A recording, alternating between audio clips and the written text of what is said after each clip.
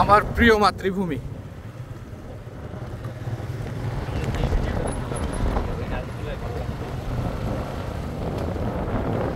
অসম্ভব সুন্দর একটা জায়গা, পুরো প্রাকৃতিক একটা লীলাভূমি। একটা মজার বিষয় হচ্ছে আমার বাড়ির পরে 10 কিলোমিটার মাত্র বাংলাদেশ, এরপরে বাংলাদেশ বলতে আর কিছু নাই। এখন আমরা লোকাল মেরিন ড্রাইভে যাইতেছি, এরপরে সামনে সমুদ্র, সমুদ্রের পরে আর কোনো কিছুই নাই।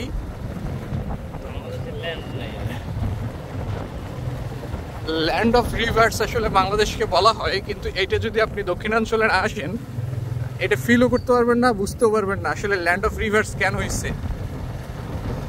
আপনি বরিশাল বিভাগের মধ্যে ঘুরবেন, প্রত্যেক 20 কিলোমিটার 30 কিলোমিটারের পরে নদী পাবেন, নাইলে খাল পাবেন, নাইলে যে কোনো একটা মানে জলাশয় পাবেন, এবং বড় একটা প্রাকৃতিক জলাশয় হবে সেটা।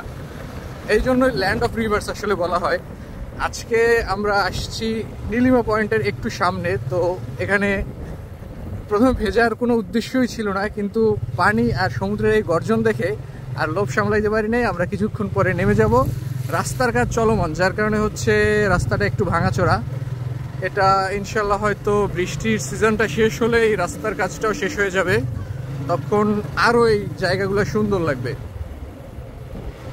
মোটামুটি আমরা গন্তব্যের কাছাকাছি, আপনারা দেখতে পাচ্ছেন।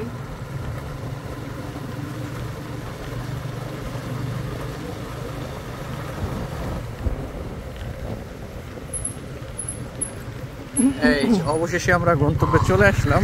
আমরা হচ্ছে এখানে নেমে যাব, নেমে তারপরে কঠিনভাবে এখানে ঝাপাঝাপি লাফালাফি হবে।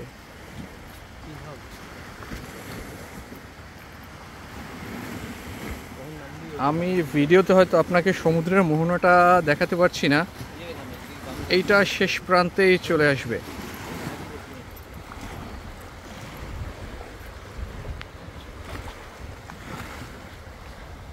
মানুষ আসলে লাখ লাখ টাকা খরচ করতে দেশের বাইরে যায় সুন্দর সুন্দর জায়গা দেখার জন্য, সুন্দর জিনিস উপভোগ করার জন্য, কিন্তু আমাদের দেশেই আমাদের চোখের সামনে এত সুন্দর জিনিস আছে যেগুলো আসলে আমরা ওইভাবে পাত্তা দেই না, যার কারণে